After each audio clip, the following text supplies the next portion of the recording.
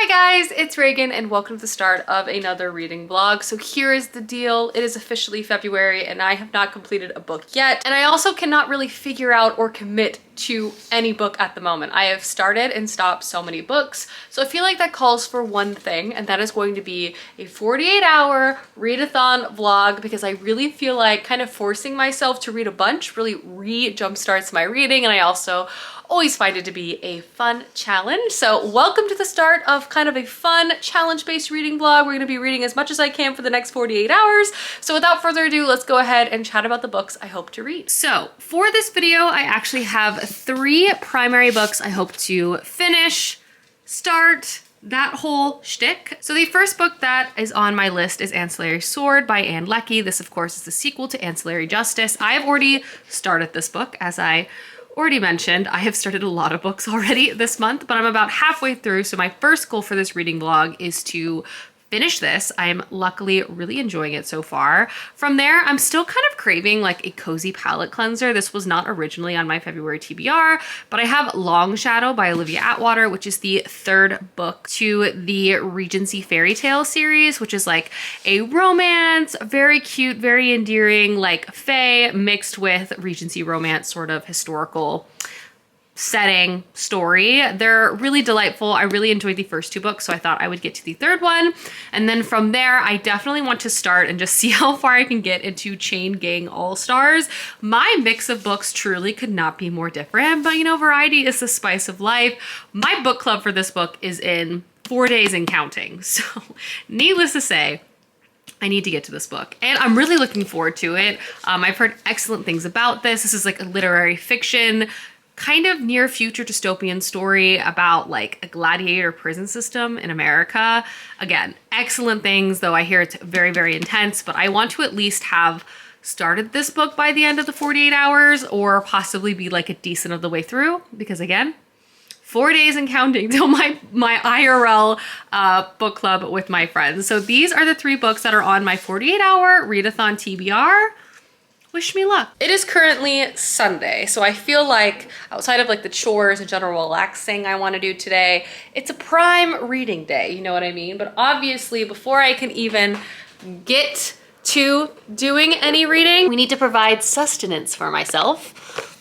So obviously Clay and I ordered Taco Deli because it's the weekend and I live in Texas, and if you're not eating breakfast tacos, I don't know what to tell you. And I also grabbed queso, which I'm so excited about. So we're gonna eat some tacos and then I'm gonna start reading. Absolutely delectable. We got the queso on the side, we got the bean, cheese, and potato breakfast tacos, we got the spicy salsa. Can't wait to enjoy. Alrighty, we are officially sitting down. I'm officially gonna sit down and do some reading for this readathon. My first book is going to be Ancillary Sword, because again, I am under halfway through. This book is about 340 or so pages, and I'm on page 160. So I have a bit of it left, but definitely very doable in the next 24 hours, especially because this series plot is just so unbelievably bananas. So let's take a step back and talk about what this series is about. So this series, the first one being Ancillary Justice, introduces us to our main character, Breck. And at the beginning of book 1, we find Breck in a very like snowy, desolate landscape, and we don't really know why they're there, but we do know that they're there to try to get revenge. And also what we quickly find out is that Breck was once known as the Justice of Toran, which is a giant spaceship, and she basically existed as the AI that ran this ship. And she also existed through individuals called ancillaries, and she basically existed as an entity with lots of different bodies, lots of different point of views, and just like a huge network of collective consciousness. But we find Breck in present day as one singular entity, and we don't know why.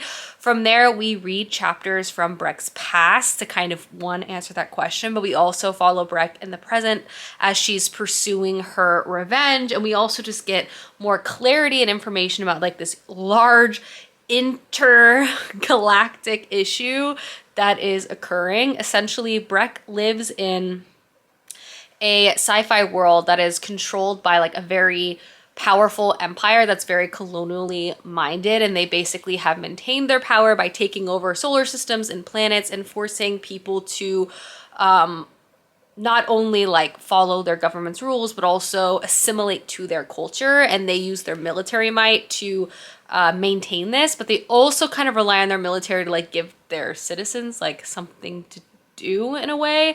And there's one powerful person who has ruled this empire for a long time, and again, there's the concept of ancillaries where like one person can exist through many entities. Well, the emperor exists through thousands of entities across the entirety of this empire and across like space and time, which is complicated. Book one quickly spirals into like such a fascinating conspiracy, and book two starts immediately after those revelations to us, and like this sort of conflict has been kicked up a notch. One of the things I really enjoy about this book is that Breck is so much smarter than me. And she just has a lot more context and experience. Like she's thousands of years old. Like she knows a lot of stuff. So like I so enjoy reading scenes and things where Breck is clearly realized something and is piecing things together. But me, the reader, or just me maybe, I'm like, I have no idea what's going on, but it seems like Breck does, and she will tell me when she has time or when she's like definitely very sure. So you always have this feeling of like, there is something wrong, or there's like this conspiracy going on. Like I understand that there's tension and confusion, or like there's some weird interactions happening between characters. And then Breck will fill me in later about like why she's doing the things she's doing. So it just creates this like constant feeling of like mystery and reveal. There's also a lot that feels like that's said, but also unsaid, because a lot of the conspiracy is like woven so tightly within the bureaucracy of this world. So everyone's kind of following orders in their own way. So you don't totally know who to trust. But basically in book two, we're following Breck as she's now sort of in charge of this ship, and she finds herself on a new world, and there's clearly something wrong and at play like happening here. The first 160 pages were excellent, I must say. And I'm excited to sit down now and read more and see what is going to happen next, because I just feel like it's going to be great, you know? Hello, I'm here with my first reading update because I've read over 100 pages of Ancillary Sword, and I'm making excellent progress. I only have about this much left, so I'm definitely gonna be able to finish this tonight, especially because I'm loving this book so much. Like all the aspects of the first book, which I enjoyed, are here. And then also, though, I'm very much confronted with the new story, which I appreciate. Breck as our main character is just so likable because she's so moral and smart and capable, and like seeing her enter very complicated situations where everyone always underestimates her, or just like are so high and mighty in their own power and greed and corruption, what have you. And then Breck comes in and she's like, just maneuvers around them in a way that just like demolishes them, and it's satisfying, you know what I mean? And also, as you begin to read, you start to see the pieces of the conspiracy at play, and like what Anne Leckie does is she gives us a scenario, you're like, oh wow, this is significant for just the people that it directly impacts, but then you also begin to realize like the larger intergalactic elements of it too. Like there's micro and macro issues at play here, and it just makes it absolutely like a page turner. I also appreciate that we have some new characters surrounding Breck, which has been to the success of this book. We have characters that we know from book one, and they're here, but we also have some new characters, which I've also just appreciated the dynamics of, one, Breck and them getting to know each other, but also seeing them like work in sync with her. It's great. A large part of this series too is so much about culture. Obviously we have this sort of evil empire at the heart of things, destroying planets and greedy people, using that power to be even worse than the government's policies. And also just like so many different moral qualms and questions that are at play. Like, what does it mean to be a citizen? What does it mean to be human? What does it mean to have rights? Who is allowed to have rights?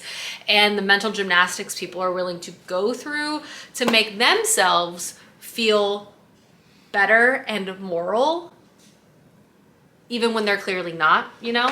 Which also makes when people are getting their comeuppance just spectacular. I am kind of what I would imagine. I have about 100 pages of this book left, so I feel like things are going to move really quickly as I move through the end, but it's just so compelling, and it's so compelling and personal, and Breck as a main character, I'm just so delighted by. I'm rooting for them. And again, like how Ann Leckie centers culture and language and identity too as a part of this sort of sci-fi political thriller is excellent. Like there's so many things at play here, and I hope I'm even articulating this well. I'm also trying to articulate in a way that's not like directly spoiler focused because this is a sequel, but I have just like, the series is so good. It's so good. And I can't wait to read more and finish this tonight, but I was able to sit down just now and read well over 100 pages, which I am quite jazzed about, which also means progress for the 48-hour readathon has been made, which we appreciate. But it's time to take Matilda out because she is patiently waiting here because it's just about her, you know, feeding time. And she's a very on-time girl in terms of when things occur, right, Matilda? Readathon break to watch Clay and I's current obsession, which is Hospital Playlist. It's so charming. Clay is cooking tonight, so I'm gonna go do some more reading. He's making pasta. We're gonna have some gnocchi casserole. I don't know if casserole is the right word. More like gnocchi bake with fresh mozzarella. Should be delish. Yum. Delicious, Clay. I can't wait to eat. And dinner is served. Guys, I'm gonna be fully transparent. Taylor Swift announced a new album tonight, which kind of derailed my reading there for a bit because I kind of got pulled into the internet for a while, which I wasn't initially scheduled for my readathon. But I'm now in bed. I'm gonna try to finish Ancillary Sword right now. And lucky for me, something just happened in this book too. Like I feel like my jaw's been dropping all night, and something just happened in this book. That's what Ann Leckie does. I swear, it's happened in Ancillary Justice too, where like everything was hooking me, like the slow burn of this mystery. I was like piecing things together. I liked Breck, and then boom, on top of all that good stuff, something wild happens, and you're just like, oh no. And then she like kicks it into hyperdrive, and then you're just like holding on for dear life. That's how I feel. So I'm gonna read more of this now and try not to look at my phone anymore because there's gonna be no new news, you know? Well, I think anyway. Good morning, everyone. It's time for some coffee, and we're always gonna sit down and get some very solid reading in, which must be done to stay on track, but I'm happy to report I'm almost done with book 1, and I'm gonna be starting book 2 soon here. So lots to update you guys on. I am officially sitting down, about to start my second book of my 48-hour reading vlog. I'm a bit delayed in terms of starting my reading this morning because I actually had a doctor's appointment this morning that I was definitely dreading. I had to draw blood not once, but twice for various tests, but at the same time, I'm incredibly proud of myself. Something I've started doing, particularly because I personally have some anxiety around scheduling, is I've started making going to the doctor, like variety of different doctors, a New Year's resolution, because one, it makes a very achievable New Year's resolution possible, but two, it's just important that, you know, getting those checkups, getting that health data and information, and like taking care of ourselves, even if it does give you anxiety, which is something I personally can relate to. But at the same time, I'm also aware of how privileged what I'm saying even is, particularly in America where healthcare access is not a universal thing, which is so frustrating. But I will say at the same time, with open enrollment actually ending, I was reading an article, which I think was really interesting, that enrollment into the ACA, or the Affordable Care Act in America, is at an all-time high. It increased 30% year over year, with 21 million Americans being able to access care through the ACA. And this is particularly important in states like where I live, Texas, where Medicaid access is still way more limited than it should be. So it provides Americans the opportunity to gain healthcare access. And Texas actually saw the largest amount of people enroll into the ACA, which is really good. I guess I'm just having a bit of a healthcare PSA. Go to the doctor if you haven't this year. Also, let's continue to support the ACA and to continue to push not only for the expansion of the ACA, but the protection of the ACA, otherwise sometimes referred to as Obamacare. And as someone who has gotten healthcare for many years from the ACA, it's a vitally important service. Anyway, I'm back from the doctor's. I've rewarded myself with a little present, which I'm going to show you guys, and I'm going to do some more reading. And yes, the ACA is fundamentally so important to us, and we need to continue to protect it in the future and also expand Medicaid, but you know. So the treat that I got myself for going to the doctor, like I was supposed to, and not canceling like I thought about doing, was this, I got a Mini Brands mystery box, and the Mini Brands I got, well, what I acquired was this mini bird feeder, and is it not simply the cutest thing you've ever seen? It brings me an immense amount of joy. It's so tiny. Hello. But looky there, well, this bookmark's actually a lie because I finished Ancillary Sword last night and I really liked this book. As a middle book to a series, I think this did a really good job. The mystery was really compelling and like made sense to the overall plot. I wouldn't say it was like as shocking as book one, but something this book did that I really appreciated was kind of like expand Breck's universe. We see Breck in book one kind of make a connection with someone who becomes important like throughout the narrative, like they become important to each other, and we see that sort of replicated again but with additional characters kind of fleshing out the crew that surrounds our main character, which I like because we meet them at the beginning of book one. They're a loner experiencing isolation in a very unique way for them, because previously they existed as an ancillary through a lot of different connected individuals, so they really didn't need necessarily support, emotional understanding, connection through other people, because they were able to provide that for themselves in lots of different ways. Not to say that they weren't close to other people, but you sort of begin to see Breck in book one and especially in book two make those outward connections and like receive comfort or friendship, or like she can rely on other people that isn't just herself, which I think is a really cool add to this book. And I do feel like going to the next installment, I'm very excited because I feel like a lot of stuff's about to go down. There were some really interesting reveals at the end of this. The mystery was good.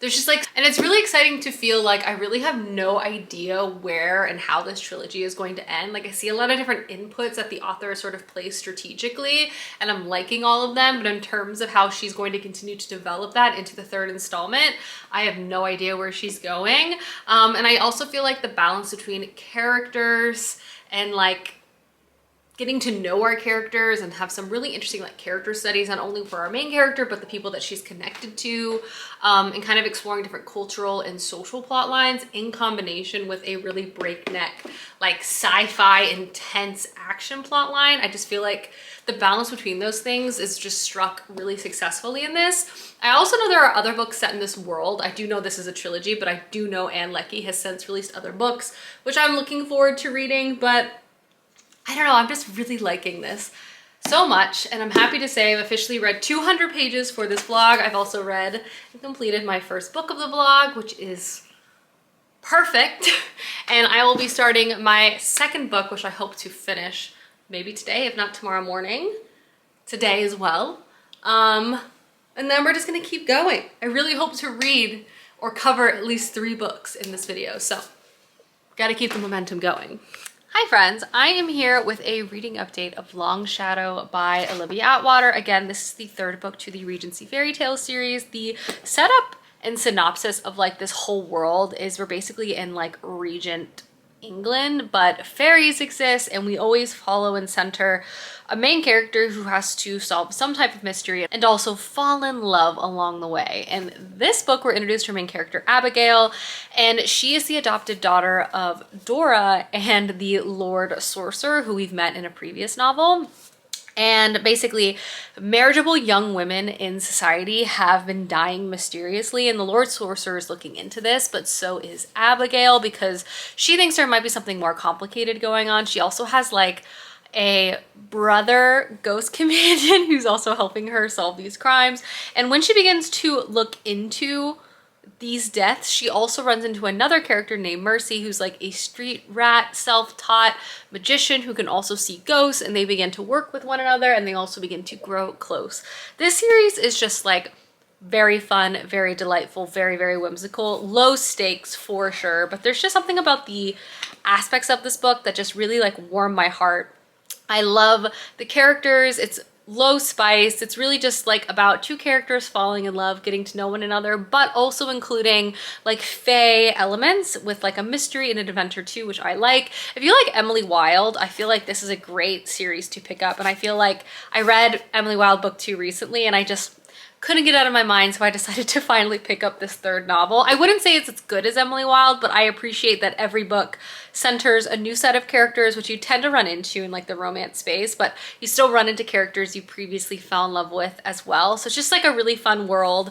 I love historical romance in general, so a fantasy leaning historical romance is just great. This book is about 250 pages. I've read 75 pages so far, so making some decent progress. I'm gonna sit down now actually and do some more reading, and then maybe make myself a latte this afternoon, but TBD. But I wanted to let you know I've started reading, which is great. The 48-hour readathon continues. I'm on book 2. Hello, let's read.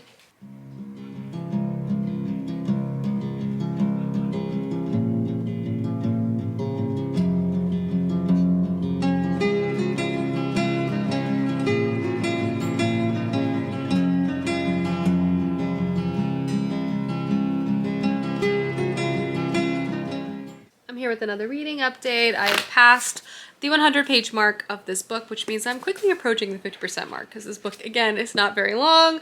I am very charmed by this book. It's by no means blowing my mind so far, but I really wanted another palette cleanser read. I think because I'm feeling a little slumpy and I just knew I could get through this book pretty quickly, but there's definitely aspects of this that are just like really comforting. One, Abigail is the main character. I really enjoy her, and I especially really enjoy the family dynamic that's present within this book. Abigail is adopted, and she's adopted by 2 characters that we know from earlier books in the series, and just seeing them trust, care about each other, and also like recognize. This is a book that celebrates the parts of ourselves that are different and would sometimes be like put down by society. And I just love seeing so many characters like unapologetically move through this world as who they are, and then also be surrounded by people that love and care for them, like regardless of how they are or how they act, like obviously within reason here, but I'm not talking about like murderers. But like, it's just like really lovely to see. And I just appreciate the sort of family dynamic that's present within this book. Obviously our main character Abigail is sort of investigating why these young women of London are dying and being swept away to Fae, and she's kind of working alongside her father, which is cool because he's the Lord Sorcerer, so he is like a powerful magician, is known in the Fae lands, but it also gives us a new dynamic in terms of seeing the Fae world from another point of view, because like every story kind of has its own mystery and we interact with the Fae world in a distinct way, which I like. And this time we're dealing with ghosts and like how ghosts move through Fae and like the magic around ghosts. Not only do we have a ghost character that's very present within this book, obviously have our main character Mercy, who has magical abilities with ghosts. Abigail herself has abilities with ghosts. So I just kind of like that. Like we have Fae in every book, but there's like a distinct flavor of magic that we're getting to have. This is also a queer romance and it's so cute. I love a slow burn, as we know, as that has been established. I just am finding this like really endearing. Again, it's not mind-boggling, but I am enchanted and entertained, which is exactly also what I was hoping for. And I'm looking forward to see how this whole thing is going to play out, but predominantly I'm really looking forward to seeing the romance between Abigail and Mercy. But yes, progress. Hello. I acquired a delicious smoothie. And it kind of matches my book, actually. Look at that. Look at that. I've also read to page 200 of Longshadow, and I'm loving how this book is progressing. It has enough, you know what I mean? Has enough where I am just like, what is gonna happen next? I'm here for the slow build of Mercy and Abigail. I like their back and forth. I like what they can see and understand about each other. I like how they challenge each other in terms of like making them grow. I love this mystery. I also love the little ghost brother. He's so cute. Hugh, oh my God, Hugh. I literally cry for Hugh. Yeah, I don't know. I just feel like, I love this as like a family affair, you know? I have about 50-ish pages left. I know I don't have like an immense amount to say about this book because it simply just isn't that complicated, but like it's not complicated in all of the best ways possible, you know what I mean? So definitely gonna finish this tonight. I'm gonna finish my smoothie. Delicious. And I'm gonna start my third book, which is Chain Gang All-Stars. Again, it's T-minus 2 days until my book club, so I need to finish that book. Luckily, I feel like it's going to be excellent. regardless, we're gonna finish this. But first, I think I'm gonna make myself pizza rolls for dinner and watch Australian Survivor, which is so good. If you're not on the Australian Survivor watch, you gotta be. Just get yourself a VPN and have a blast. Alrighty, as is already established, pizza rolls are what's on the menu for dinner. Sheet tray. I think I'm almost out of tin foil, which not the best timing. Oh no, yeah, we're at the end of the roll. Well, that's not gonna, that will not suffice. Parchment paper. Oh my God, I'm almost out of parchment paper too. I am just completely not prepared. I literally, this is all I got left. All right.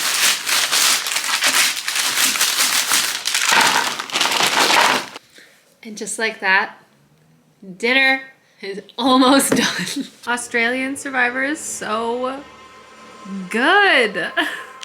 Hello, I've been watching Australian Survivor, which is so good. I just love Survivor so much, but I'm also happy to report, hello, I have finished Longshadow by Olivia Atwater.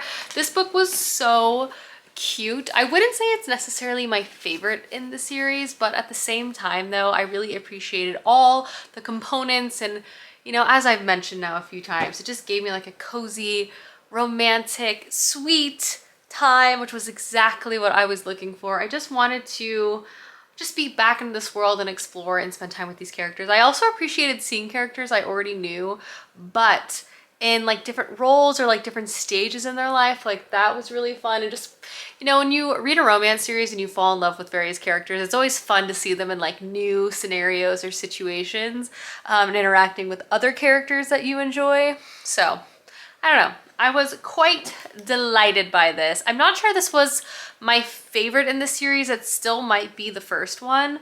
But I did really like this, and I would definitely check out other books by Olivia Atwater, and I hope there are more in this series because I see endless possibilities here. But yeah, if you love Fae, Regency romance, low spice romance with like a dash of mystery and adventure, this is the series for you. It was great. It was great. And now I'm actually gonna go settle in bed and start my third book of this vlog, which is Chain Gang All Stars, which I'm actually very, very excited to pick up and read. This is a book that I know is gonna be very intense, but one that I feel like I'm gonna really like. And also that's just, I've heard that it's so incredibly well done. I've also heard the audiobook is amazing. I don't think I have enough time to consume it via audio just because I am in a bit of a crunch before my book club. I don't know what it is. I procrastinate my book club books so badly, and it's not because I'm not excited to read them. It's actually because I'm scared I'm gonna forget names and details if I read it too soon. So I just always try to read it like right before we meet, so everything is like top of mind fresh. Because I swear character names are like out of my head, poof, like a puff of smoke after like 5 minutes finishing a book. So that's why I procrastinated, not because I'm not interested in this book. I'm excited to be able to participate back in the group chat because it's been blowing up just with how much people have been really enjoying this read. So I'm gonna start it tonight. We're gonna make great progress through tomorrow. We're also gonna wrap up this vlog as we are encroaching our 48-hour time limit, if you will, which, hey, we love to see. But I'm gonna go wrangle Matilda, and we're gonna go read Chain Gang All Stars in bed. All right, we are officially starting the third book of the vlog. Hello, we're up and at 'em. I'm drinking coffee, I'm getting more coffee. I'm reading more Chain Gang All Stars right now, but I owe y'all a reading update. But let's just say, I mean, it's been a minute since I've picked up a book that started as intensely and as explosively, I suppose. It's so dark, but it's also doing and saying so much. I just feel like my jaw's dropping, and just like what the author is doing, I'm also like, oh my gosh, they're just doing such a good job, basically. And I mean, just like the immediate commentary on consumerism and capitalism and just like violence and selective morals and just like the direction we could go in as a society. It's just like 20 pages felt like a sucker punch to the face, and I've sat down and read more, and I'm just like, it's really good. I don't even feel like I'm coherent, but this book is really, really good. Hello, I am caffeinated enough for a reading update of Changing All Stars. I've read about 75 pages of this book. This book has a lot of trigger warnings. I definitely want to call that out. If you're interested in reading this, do read up on those. But so far, this book is also excellent. And it's just like so unflinching in what it's trying to show. But it's also by no means like on the nose. And I think part of that too is like this near future dystopian reality also feels not too many steps away of like where our culture could go towards, but I'm kind of getting ahead of myself. So in this book, we're introduced and we read from a variety of perspectives of individuals who are part of this like competitive gladiator sport, but this sport is basically comprised of people who are in prison, and basically instead of having, you know, a life sentence and a terribly run exploitative prison system, hey, you have the opportunity to win your freedom in only 3 years. You basically just have to participate in this gladiator like sport where you fight to the death against other inmates, and spectators watch and enjoy this in person and on television. And also it has corporate sponsors, and also it's making lots of people lots of money, but no one involved in actually putting their lives and bodies on the line are making any money at all. But don't worry, it's not exploitative in any shape or form. It's just, you know, a new American frontier in sport. Wouldn't anyone want the chance to, you know, receive their freedom? But as I said, we're reading from a variety of characters who are participating in this sort of gladiator sport, and there's just like so much at play here and so many different things that the author is commenting on. But I think at the heart of this, and what also makes this such a stark reading experience, is that the characters are so human and so easy to root for, but they've also been stripped of their humanity, or society has tried so hard to strip them of their humanity in so many different ways.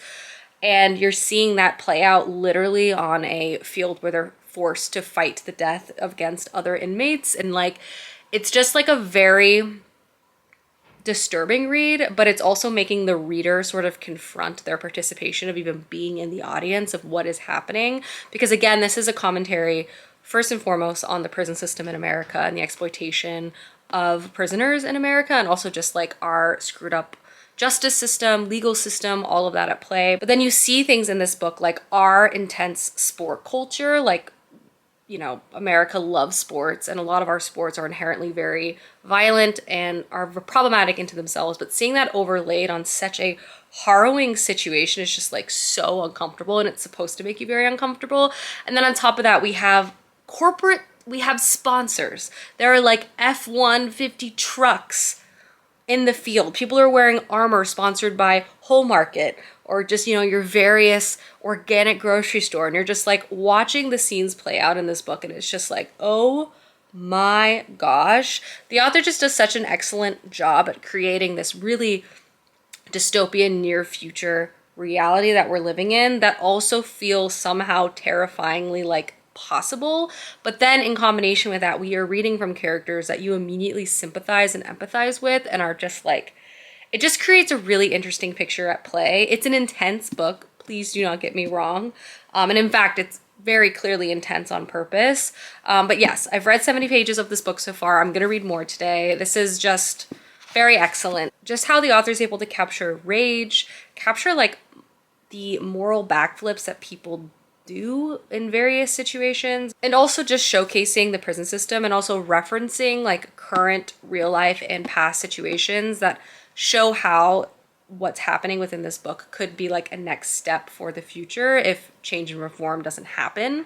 But yes, anyway, I'm kind of rambling. This book is very excellent, but one I'm really glad I am picking up, and one so far I would definitely recommend. I do plan to read more today. I'm hoping to get to the 50% mark before the end of my 48-hour like clock, and then obviously I'm going to continue to read it and finish it probably within like the next 24 hours or so. But anyway, I'm gonna read more. Hi guys, and welcome to the end of the vlog, the next day. And I'm just here to wrap up everything I read over the course of my 48-hour reading vlog. I'm happy to also say I read just under 700 pages, which I think is pretty good for someone who had a bit of a reading slip going on. And just for me personally, that many pages in 2 days, I'm happy with. I'm gonna actually start with the book I'm in the middle of, which is Chain Gang All-Stars. I was able to read 200 pages of this book, and I'm definitely gonna be finishing this book today for numerous reasons, but one of those reasons is that this book is so compulsive and hard to put down. The writing style, the way the author is approaching the story is just so unbelievably compelling, disturbing. I am appreciating just like the commentary and also just the structure of the story itself. I've mentioned previously that this story is told primarily from the perspective of individuals who are involved in this Chain Gang All-Stars gladiator sort of thing, but throughout the story too, we're also reading what I would almost describe as like short stories of people surrounding this sort of phenomenon, from people working in prisons, from people who are in boardrooms, people who are scientists, people who are activists, people who are sportscasters, people who are fans. And it just so successfully provides like additional context and perspective, and also everything is very much connected. You sort of begin to see that as you progress further through the narrative, and it's just like, it makes it disturbing on so many different angles. And this feeling, again, that I mentioned previously, feeling complicit to the situation at play, is like very much a part of this book too. The author also includes footnotes to give context and references a lot of things both from the past and that's happening current day to sort of help flesh out this narrative even further, which I also feel like it's to great success. I am just really blown away by this book so far. Just really well done. I'm gonna be finishing this, as I mentioned, and I do feel like this could be like a 4.5 5-star read for me just based on what I've read. So yeah, I wanted to start with this book in my wrap up because it's the book that I'm currently in the middle of. But then obviously in this vlog, I also read Ancillary Sword by Ann Leckie, another really incredible novel, a sequel, the first one being Ancillary Justice. I just love Ann Leckie's writing style. I love her ability to combine so many different things and the types of things she likes to have dialogues in within her sci-fi worlds and plots. I'm definitely gonna be reading book 3 very, very soon. I just love Breck and I fly through these. They're just so good. I could not recommend this series more. And then I also read a cozy fantasy Regency romance book, which is Longshadow by Olivia Atwater. Low stakes, but cute and charming. I loved the queer romance at the heart of this. I loved the family components. It was nothing to like write home about. It's not gonna blow your mind, but if you're looking for something that's a little lower stakes, something that will really charm and entertain you, this series is a great one to read. But yes, I read some really amazing books over the course of this 48 hours. All of them are very different from each other, I would say, but all of them I would highly recommend completely. But yeah, I hope you guys enjoyed this video, and I will see you soon with another one soon. Goodbye.